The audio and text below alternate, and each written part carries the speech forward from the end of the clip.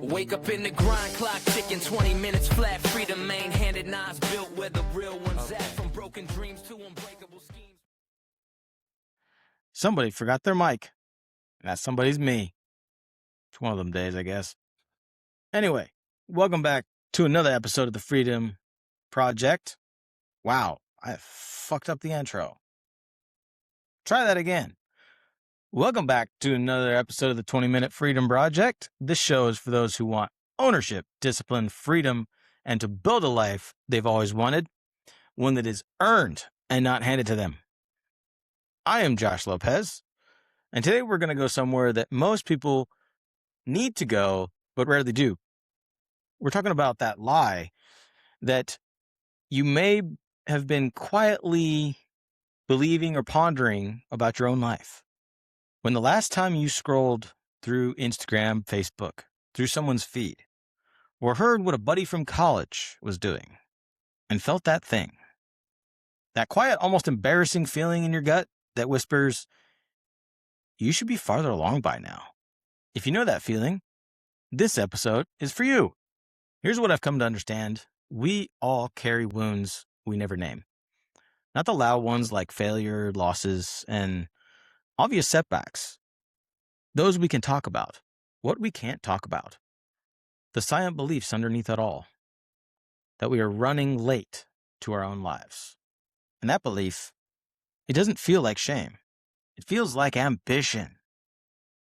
It dressed itself up as drive and tells you to keep going and keep being hungry. But I want to challenge you on that one today. Because I've seen it up close in my life and others. And I can tell you, that belief doesn't build anything. It just keeps you in a permanent state of not enough. The lie isn't you want more. Wanting more is healthy. The lie is that wanting more means that you're behind in some way. Those are two completely different things. And confusing them costs you your peace. And sometimes your motivation. So you might be wondering, where does this all come from? Because it does not just show up out of nowhere. Think about how you were raised. We're handed an invisible checklist. Graduate at this age. Career locked in by this age. Married, house, kids, financial free by a specific time frame. And somewhere along the way, we start treating that checklist like it's law. Like some authority handed it down, and if we missed the window, we failed. It's constructed. It's built out of averages from cultural pressure, from what our parents expected, from what we watched growing up. And the thing about averages, you were never designed to be average. That's not why you're listening to this show. Then on top of that, we've got the information environment we live in now. Think about what we're actually consuming every single day. In every single scroll session, you are exposed to more success stories than previous generations saw in an entire year. Every highlight reel, every flex, every announcement, someone's promotion, someone's new business, someone's perfect family photo, someone's vacation. You're comparing your entire behind the scenes to their greatest hits. And that's not really a fair fight. And it was never meant to be. Something that changed how I thought about this, and it's from the great Rohn. He talked about it a lot. He said life has seasons, and wisdom isn't about forcing the harvest. It's about knowing what season you're in and doing the right work for that season. And that hit me hard when I first heard it, because I've been trying to harvest in winter, trying to rush outcomes that weren't ready, and beating myself up for not having the fruit yet when the soil wasn't even warm.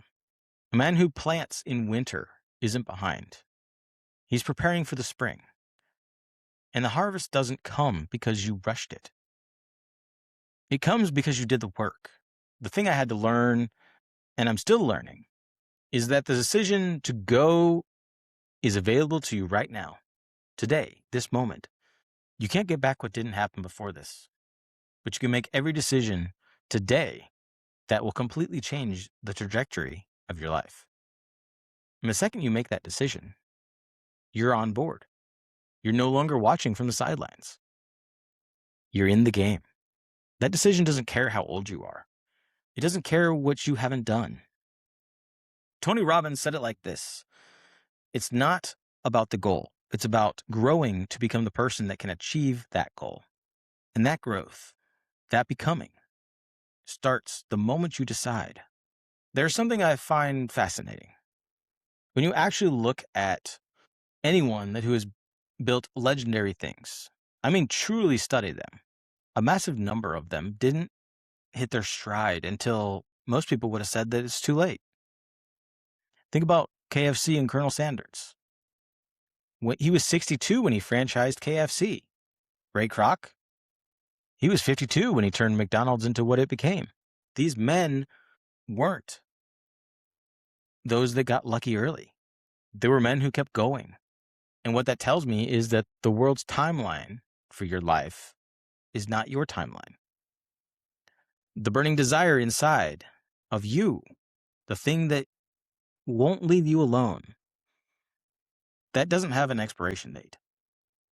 It ignites when you are ready to receive it, not on someone else's schedule that they made up. So let's talk about the actual problem. Because I think the real issue isn't that you feel behind. It's that you're measuring yourself on the wrong scorecard. When you measure yourself against a social timeline, against what your peers are doing, against the curated wins of people online, you'll always lose. Not sometimes, but always, because the game is rigged. There's always someone further ahead than you on that scorecard. But here's the shift that changes everything. What if you threw that scorecard away and built your own? What does a fully built life actually look like for you? Not for your parents, not for LinkedIn, not for the guys you grew up with, but for you. What does success in your body look like? Your marriage, your business, your faith, your relationship with your kids. When you define that, you have a real standard. And now you can ask the only questions that actually matter. Am I better than I was yesterday? Am I moving toward the life I defined? Am I showing up fully in the season I'm in? If you can answer yes to those questions, you're not behind. You're exactly where you need to be. You are becoming the person you desire to become, not what everybody else says that you have to be. I want to be direct with you about something.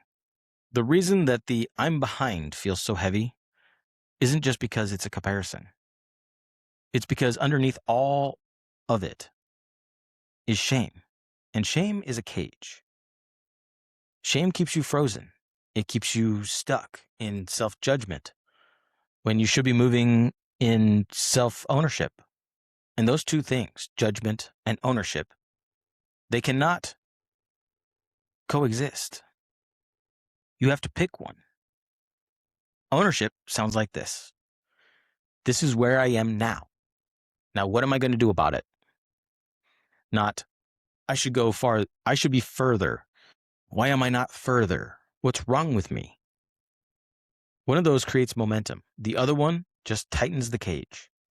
Those that I've seen that have made the biggest transformations, the ones who go from drifting to operating, they all make the shift at some point. They stop persecuting themselves from the past and they start owning the present. That's not letting yourself off the hook. That's picking up the hook and doing something with it. Let me leave you with this, because I think it's the deepest layer of all this. The reason the I'm behind belief is so hard to shake isn't just because it's a thought. It's because it becomes part of how you see yourself. It becomes your identity. And when something is your identity, you make decisions from that story. Every choice, every action, every response to adversity gets filtered through that lens. If you believe you're someone who's running late to your own life, You'll make choices that confirm that. Your behavior will match that belief. But the same is true in reverse. When you start to see yourself as someone on a precise and purposeful path, if the path looks different than you expected, your decisions change, your energy changes, the way you show up changes. Bob Proctor said, "You are the only problem you will ever have, and you are the only solution." I used to think that is harsh.